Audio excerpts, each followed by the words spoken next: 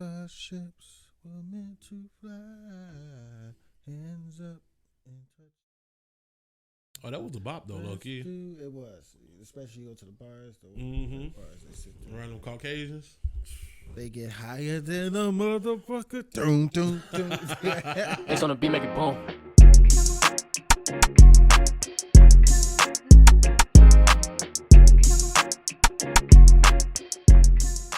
Yo, what's up, everybody, and welcome to another episode of Let's Talk About It. As always, I'm Alan Ford. I'm Will Hill. And today's episode is about the documentary called The Pez Outlaw. You want to do that over? You want to do that over? No, I just got tongue tied a little bit. Okay. It's about the documentary called The Pez Outlaw. Pez Outlaw. The Pez Outlaw. And it's about Stephen Glue, who was smuggling Pez. Yeah, Pez. I gotta remember the Z at the end of it. Yeah, y'all remember the Pez? Yeah, that was the little dispenser with the little candy that came out. It wasn't necessarily good candy. They never had flavors. Did they have flavors? Oh man, it was so long since I had a Pez.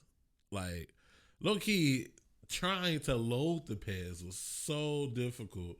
I just ate the candy. Yeah, that's. He just gave us like this shit's stupid. I just ate the candy. I had the Ninja Turtle ones, all four of them. I remember having quite a few. I didn't care for them, so you just got them. You had them. You had the toy for a little while. You just kind of threw it away when you got bored of it, which was not. I think they probably at the Dollar Tree still. I mean, I'm pretty sure they still sell them places, but this guy was like a reseller, right? Yeah, it's resale like people do with Jordans and shit like that. He was reselling them. About guys say Stephen Glue out of Michigan. He grew up a poor white guy. Yeah, he had very low self-esteem before he did this. He was regarded as one of them people who were never going to do anything. Yes. Never had no ambition in life. Is he redneck? We don't know. He's in Michigan. They called him a hillbilly in the... Michigan, yeah, he's a hillbilly. They called him a hillbilly. In Michigan? Yeah, he's in Michigan. Yeah, there's hillbillies in Michigan. Oh, okay. Yeah. Like there's hillbillies in Chicago. Yeah. Yeah. So, no, he lived a very uneventful life. I think a lot of people thought he was a little slow, to be honest. Come on now. I'm just saying. He was bipolar, apparently. Yeah, we find that out till later. Yeah, he was bipolar. Yeah. You got a wife, though. Yeah, he got married. He met this girl in the 70s. In the 70s, yeah. She was with him mainly because of the sets. She did. That's what she said. She said that. And they like 60. Yeah. Yeah, they was with him because Sets had a family, had 2 kids. Mm-hmm. And he said he was poor. What he mean by poor is his house was $125 a month. That was the mortgage. He was struggling. My man was working 79 hours a week. At a what the fuck? He was a machine. He was at a factory. Yeah, so all he'd do is start the machine and watch it. Yeah, he's a skilled machinist. 17. He made $11. He made $11 an hour. 25 years. Yeah, he did that for 25 years. Yeah. And all he did was watch it. He used to sit there and read Tom Clancy books. I've never been so bored at work. I want to read a book. I've read books at work, but it wasn't because I was bored. I want to say I was more interested in a book than work, but not because like I hated the job that bad where I needed a mental release from it. Then again, it was the 70s and the 70s and 80s. Yeah. It wasn't really unless you got the radio, you could just hear what happened next. Yeah, but he was Steve had like OCD. Yes. He wore 3 pairs of socks and always carried a paper towel. No joke. Every time you seen this man, he had a paper towel in his hand. That was the things that soothed him. 3 pairs of socks. How big are your shoes? How hot are your feet? Yeah. He's how hot are your feet? But man, no, your feet got to be dumb hot. Everywhere. Yeah, nah. He collected cereal boxes too. Those first. Yeah, that was the first thing he collected cereal. And he still does that. Bro, he had like, it was filed, labeled, put away. Like, what? That's pretty cool, though. Collecting cereal boxes. Yeah, no, hey, the way he did it, yeah, it made it look cool, right? He had a whole, like, basement that he got dedicated. Every inch of this basement is full. Like, he had, like, some full cereal boxes with cereal still in it, but then he had some boxes that he had, like, I guess, ate the cereal out of, but then unfolded them and kept them in storage bins and stuff like that. He found the box of Urkels. Urkelos, yeah. My man. He should have found some bootios by the new day. Bootios. If he found some bootios, so yeah, this is accurate. Right? he probably do got That's a how box you stay of it. married. He probably He was eating bootios before. he probably got the bots too. That's crazy. Oh, more than likely. Yeah. So then, before he moved to Pez, he was doing the promotions off the cereal boxes. Right. Where you sent in so many proof of purchases, and they send you like toys, Racking up. Yeah, whatever they had for the promotion during that time, he would just send them all in and accrue them all, and then go to toys conventions and sell them. And sell the toys because we all, I don't know if y'all know, but when it comes to like toys and stuff like that, anything that was not up for like actual retail sale are the things that are valued the most because you couldn't go up and buy them. There was some type of stipulation to it. Sold them for like $1 too. He said he made it. Yeah, he got it for free, but he sold them for $1. He said he made like $300. Yeah, some for more. Yeah. So then the cereal boxes companies got wind to it. And they changed the rule. Yeah, they changed the rule. rule. If you look on the back per of house. One per household. Like so, if you go look, he was proud about that fact too. He was. If you go look at the back of your cereal boxes, if there's a promotion where you turn in some proof of purchase, you will see in the fine print and say 1 per household. But I tell you what, that's because of Steve Glue. Hillbillies be coming up with some shit, man. Hey, low key, he was a hustler. He was hustling out here. Man. He was hustling out here. Yeah, so they were living good for a little bit, and then. Not off the cereal stuff. Not off the cereal stuff. Yeah, the Pez, yeah.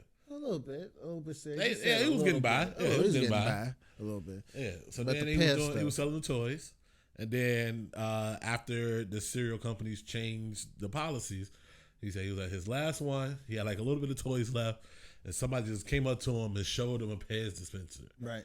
And that was his new obsession. I like how in the doc they kind of dramatized it like it was a noir film or something like that. I mean, that's how he explained it though. That's how you saw it because he's bipolar. Yeah, that's. I mean, he's special. So no, but he said that's how he explained it. In the toy world, when it comes to telling you where they got stuff from, people are very secretive. Which I didn't think so, but when it comes to collector stuff, you gotta be a little bit different. I mean, you ever have somebody, hey man, where you get those drawers from? Man. I know a guy. Right, I know a guy. Yeah, that's pretty much. Can you hook me up with the guy?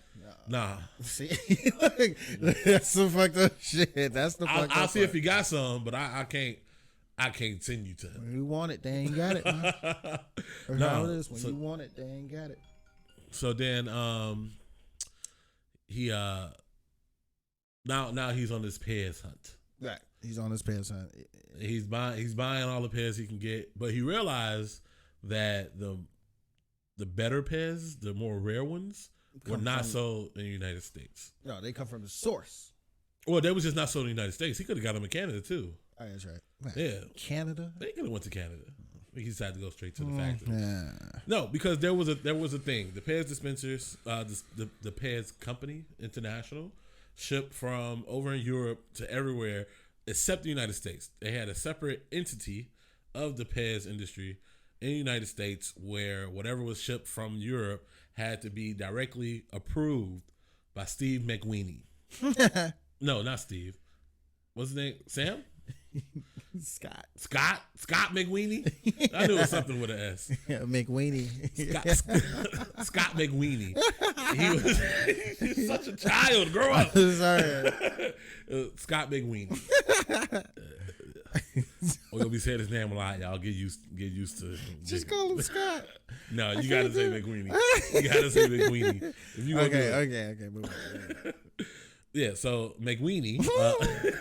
Was very strict in his views on what he thought was acceptable to be sold in the United States. Yeah, because he's smuggling something that's what he. Well, McWeeny was smuggling. No, I mean like Steve was. You bringing something to this country. I'm already doing that. You technically don't have a license to do that. No, I was talking about McWeeny and his decisions on what. Oh no, I was talking about why he was mad though. Yeah, we didn't even get to the part when he started smuggling. Oh, okay.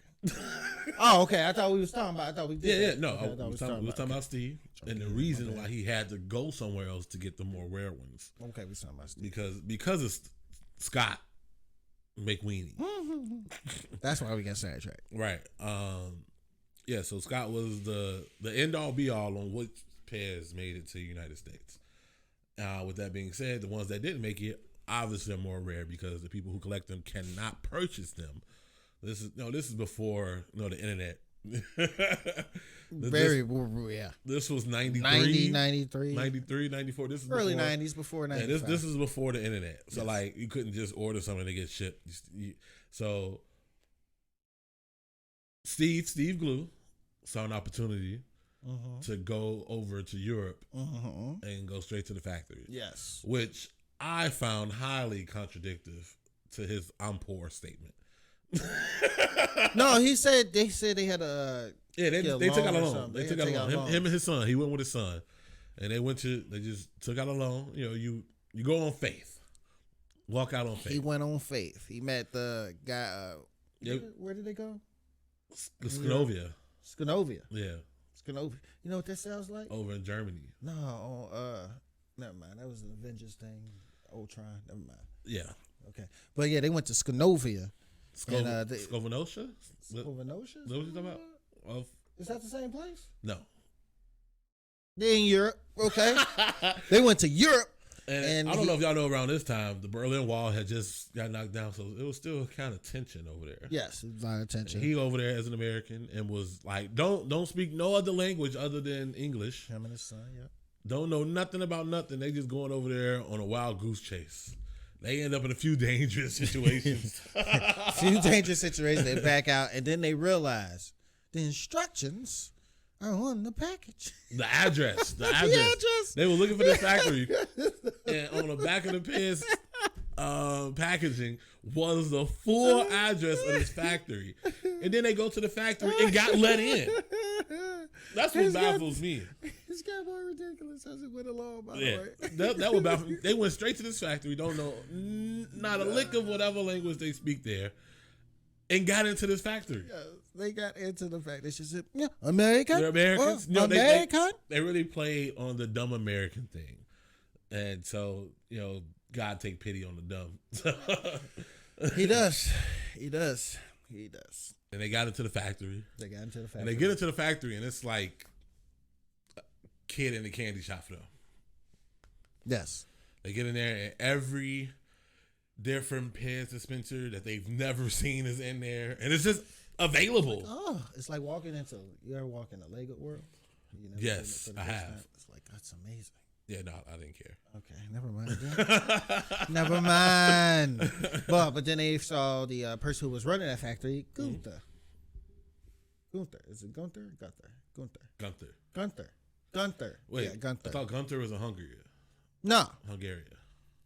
No, it wasn't. That's the first one he went to and got the Pez dispensers from. No. He the one he said gave him the trucks and all that stuff. Yeah, the blow kid, right? The bubble boy. The bubble boy gave him that? Gunter? Yeah. Yeah, no, you're right. Right. Gunter gave him the bubble boy. Right. That they only made 5 of. Yeah, that was the first one he got. Yeah.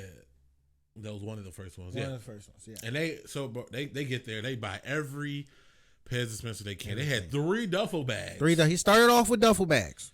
Three like military duffel bags full of Pez. And the one dude, Gunther, who was running the international Pez, gave him one Pez dispenser called Bubble Boy. Right. It was a picture. Is it a picture? Sculpture? Like a kid blowing bubble gum, like trying to blow bubble gum. I think it was a picture. Yeah. It's a Pez dispenser of a kid trying to blow. Yeah. Trying to blow bubble with bubble gum. But they only made 5 because they didn't like how it turned out. And so they come back to America and they get stopped by customs. Yes. They only stopped him because of how he looked. No, everything that comes through customs gets thoroughly investigated, right? When they have 3 duffel bags full of Pez dispensers. 3. Like full. And so they questioned him. He had this whole plan of just looking disheveled. And he played on the whole he's not all the way there type. You know what I'm saying? He's just go talk his way through it because he's so nice. He has no choice but to be honest, but he was still hiding stuff. Hey, imagine if he had to smuggle the candy in his ass. They was not smuggling candy. He could have smuggled the candy pieces. He could have smuggled the candy piece in his ass. It wasn't technically illegal because Pez USA forgot to register their trademark with customs. They had the trademark where you couldn't reproduce it yourself here in States, but they also had to do an extra step, right? Right. Yeah. Where they had to register with Customs and Border Control to stop people from bringing stuff that would not have been sold in the United States regularly from outside the United States. Yeah, but it was... And so they skipped that one. They skipped that part, and with that being skipped, they were able to then bring it in. The one guy was like, "Well, if they that stupid." They forgot to do it. Y'all can have it. Dispensers, unless you check them. Technically, you can sneak drugs in Pez dispensers. No. Yes, you can. How? You put them in there. Put what? Are they going to open them? Are they going to open them and check? Oh, never mind. First of all, that stuff get ran through an X-ray. Yeah, shit. Been a minute since I've been on a flight. Terrible smuggler. You getting caught the first time. Right. Yeah, but so he started doing that, and so he started going to the Pez dispenser. The factories. No, not the factories. After he brought it back. Oh, what do they call? Conventions. There it is. I couldn't think of the word. Pez conventions. Conventions. He brought them to the conventions. Everybody started buying them. I'm just surprised they was already having full conventions just for Pez. Yeah, it's amazing. Like, what? And it's all the same ones. All the white people. Yeah, it was a lot. Yeah. It was pretty much only. I don't think any brothers and sisters out there that collect Pez dispensers send us one. Mind you, this was 94. Yeah, it was 93, 93, 94. 93, 94. He had My man, he was making catalogs and sending it out to people. So he knew what they had for sale. Again, that's pre-internet. This was pre-internet. That's just stupid. That was the only way. That was the only way people knew to buy from. That's just stupid. It was like the East Bay books. But they called it the... It was. Not the East Bay books. No, it was. It was a catalog. That's what it was. That's just stupid, though. If he could have kept making money if he would have just kept it on the low, though. Nah, that was really the only way to sell it, though. He moved products so much more faster doing it that way, other than trying to go to all these conventions. Right. My man, he took, how much did he take over there? $500,000. He took five. No, that was the second time. That was the second time. That was the second time. The first time he didn't. He took like 50,000. I thought he said he got them for free, and then he said he had to pay for them. No. Oh, man, I don't know. The first time. Definitely. Second time. Because he mortgaged his house and got the loan. That's for the second one. Well, no, they just went to the bank, got the loan, went to Europe, and they bought as much as they can. Right. And he made like $500,000 just doing this. Made $500,000. $500,000 in 1995. Crazy. Off Pez dispensers. Hey. It's amazing when people can make money off of Steve Glue, the ultimate hustler. Ultimate hustler. That's the first time. But then all the people like they interviewed, who was that? I forgot that guy named. He was Scott McWeeny. He is Scott McWeeny, right nut. Right hand man? Yeah. I don't remember his name. Yeah, I don't know. That guy was a bitch. I mean, he gave a lot of insight to the actual Pez as an industry. Well, Pez industry, you don't stop by from making money though. You making money, they making money. Somebody else got to buy that for you. Nah, as a corporation, it's a battle. Right. We said no, you gonna do it anyway? Hell yeah. Hell yeah. Steve Glue said hell yeah. Yeah. Who is he to take money out of my mouth? What they should have did was work with Steve. How? No, they didn't want the Pez dispenser in the United States anyway. They felt like it was not appropriate. Really? Yeah. I missed that part. It's still here. That was Scott McWeeny. McWeeny, yes, that was his whole job. To approve which Pez dispenser made to the United States. That's fucking crazy. Yeah. I thought he was just running it. No. He must have missed that part. He approved. You kind of napped a little bit. Yeah, I was tired. Yeah, no, he approved. He approved which ones he deemed were socially acceptable to be sold here in the United States. So they left the choice of approval to somebody with a dick last name. What was his name? What a dick. McWeenie. What a dick, Scott McWeenie. What a dick, McWeenie. What a dick. That sounds like a McDonald's hot dog. A McWeenie. McWeenie. McGlizzy. Yeah, McGlizzy. No ketchup, mustard. Okay. Did you say okay like Miss Parker? Well, Like we on the Parkers. no, I just said okay. Like, because that's a Chicago thing. No ketchup, mustard. No ketchup, So, like, mustard. I don't think McDonald's would do that. No. Anyway, Yes. so Steve come back, him and his son. They after that, they go in there once a month. Yep. They going to Europe once a month. To get new Pez. Hey, just for work. Yeah. They doing what Frank Lucas did. Don't worry about sending it to me. I'll come get it. Come get it. He went to the source. Go get this source. Then they cracked down. They went over to Hungary. Yeah, Hungary. They saw the one dude. What was his name? No, the Hungarian. No, was he from Austria? Is Austria near Hungary? Kinda. Okay. They went to Hungary. Who they mean Hungary? It was the other guy. Remember, he wrote his name on the sticky note. Oh. Yeah, that guy. And then he just handed it to people. And he just got everywhere. This man has so much pull. Off a name. They sent him to Hungary to start the new Pez facility that they had there. Off a name. My man was like, "You don't know who I am?" He was like, "Nah." He wrote his Off a name on the name. sticky note, and we had like free access to everywhere. He said people saw the signature on the sticky note and like hopped to it. It wasn't just like, "Oh, okay." They're like, "Oh, I gotta get this done. Let me get this done. Let me get up. It's like the king is here. Oh shit! Oh, do shit. something. Somebody do God something. Damn it! So they all tighten up. Pez.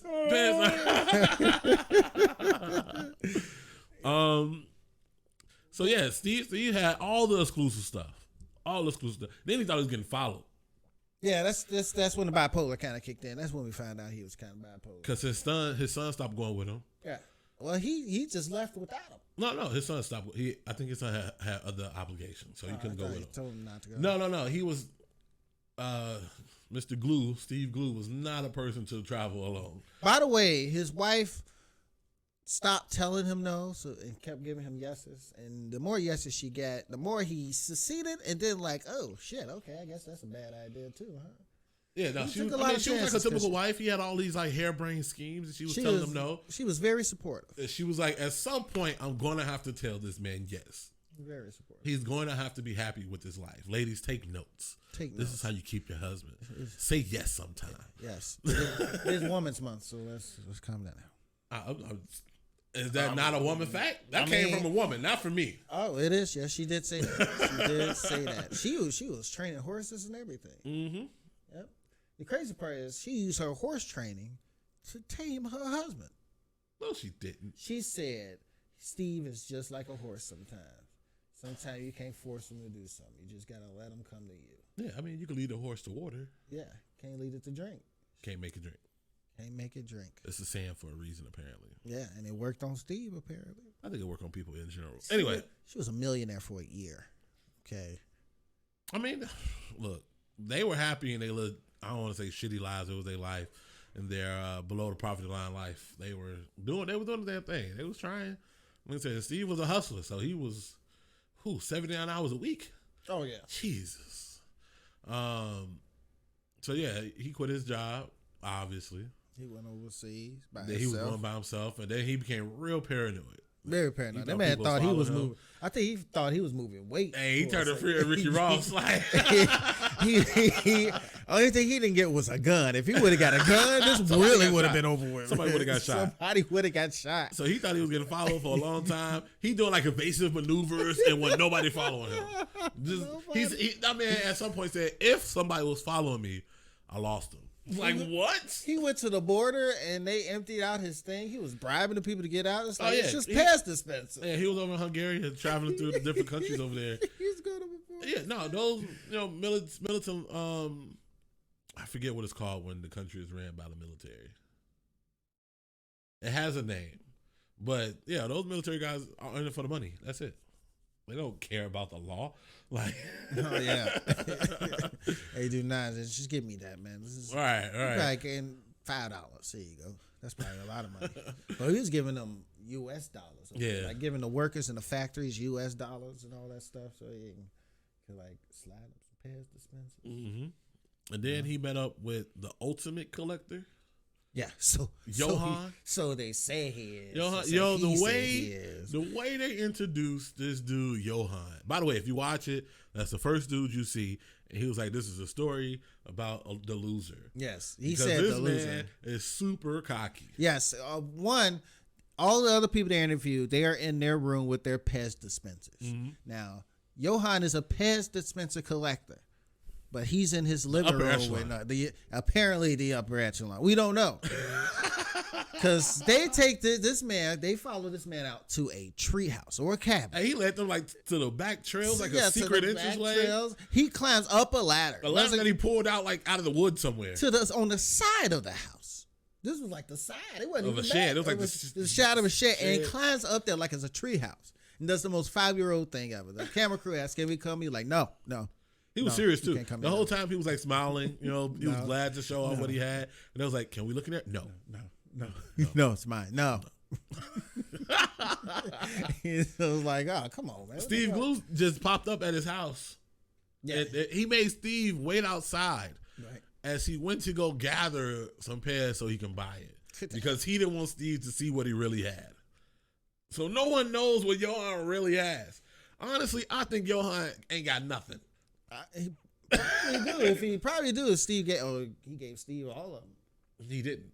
No, son, he probably do. Nah, I don't think he got nothing, and he don't want nobody to see that he ain't got nothing. He like to keep up the allure that he has something.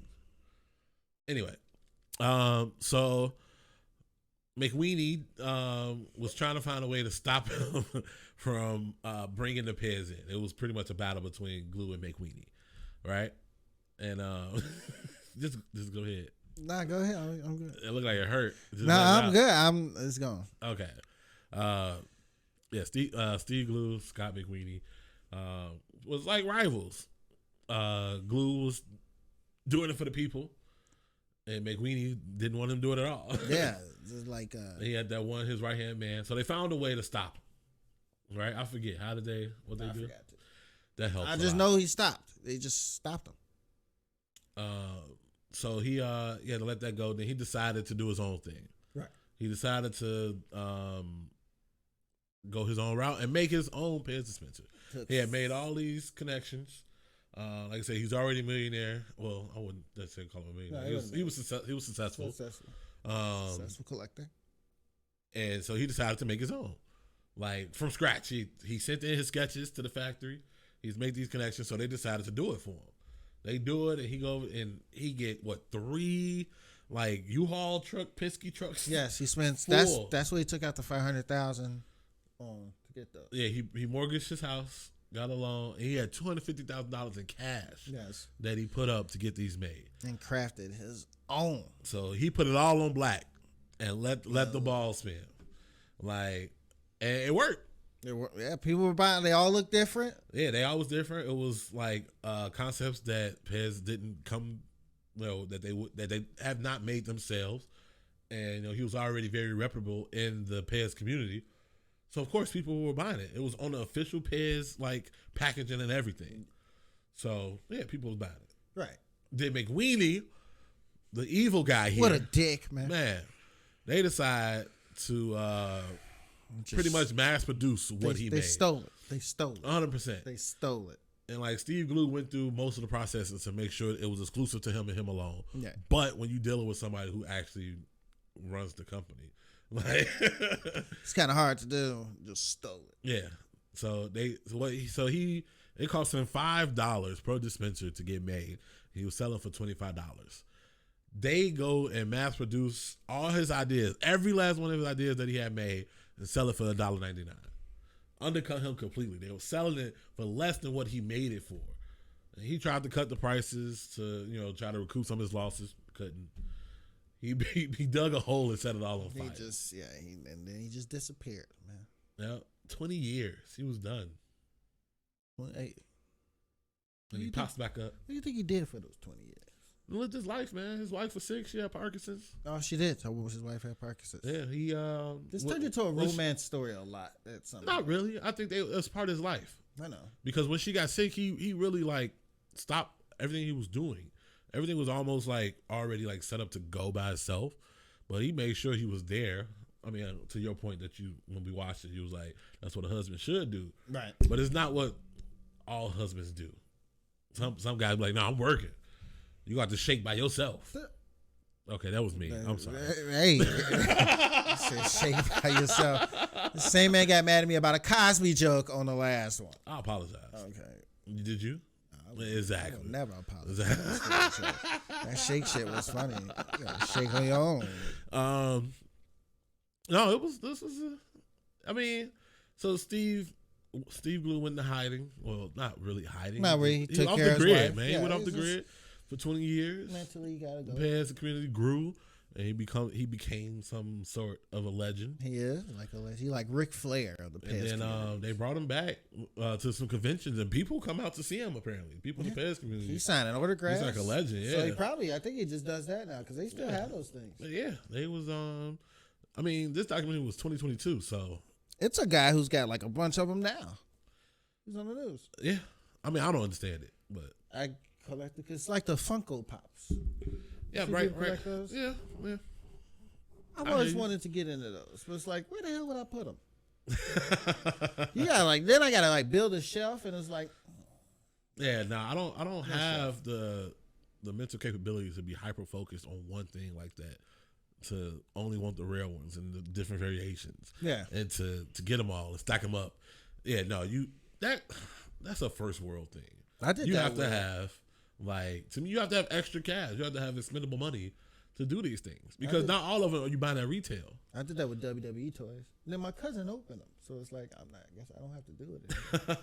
Yeah, a lot of people collection started with just one toy that made them a lot of money, then they just kind of circled into buying other things. I just collected it just to collect it. All right. What'd you think? All right, I give it. Well, I only fell asleep because I was a little stoned and I was tired. Mm-hmm. But I was into it. I'll give this a 4.1. Why 4.1? The romantic stuff kind of got me a little bit. And at some point, it was like, this is stupid. It's like, what is this? This can't be a real story. It was like what? Like an hour, 15 hour, 20? I don't know what Matthew just said, but yeah, about an hour 20. Yeah. You said an hour, 15, hour 20. An hour 15 or an hour 20. Okay, there you go. You didn't put the or between it. There was a pause, the comma. What do you rank it? I give it like a 4.2. Okay. 4.2, 4.3 in between there. It covered all the bases for me, right? I learned something new. Did not know anything about the toys. Same here. Or the Peds, or how the people collected it. And conventions that now they had conventions. See, it's conventions for everything, though. So I wasn't necessarily surprised. I mean, once it's a porn convention, then it's a convention for everything. This is a convention. So it's a convention for left-handers. Yeah, I wasn't surprised. So what else? I feel like they got both sides, right? They had the one dude who actually worked for the Pez and worked for McWeenie directly. The people who did the doc was able to verify that Steve Blue was being followed. Was he? Yeah.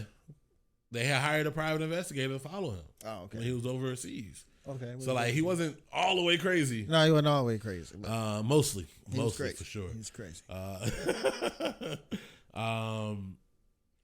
I said, it covered both sides. That'd be my thing. You know, I want to hear from all sides of this. Johan was crazy. We gotta check to see who's part of the producer too, because if your name is produced on it, it's like no, it wasn't. I checked. Okay, cool. Yeah, no, this is a couple who did this, who directed this. So yeah, I give it 4.2. Okay. I say watch it. It's a good watch. It's an enjoyable watch. It did get kind of dry in the middle. Yeah, they did kind of milk it. It's the music they choose for it. It's like, why they pick this music? No, man, it was the context though for me. The context, because I didn't fall asleep. I started doing dishes. Like he's cooking a pizza. Yeah, I was cooking a pizza. Like, no, it's like if you're gonna do that, have some like cartoony music or something. I mean, they did. I felt like the music was on point. It wasn't the whole way through like that one doc.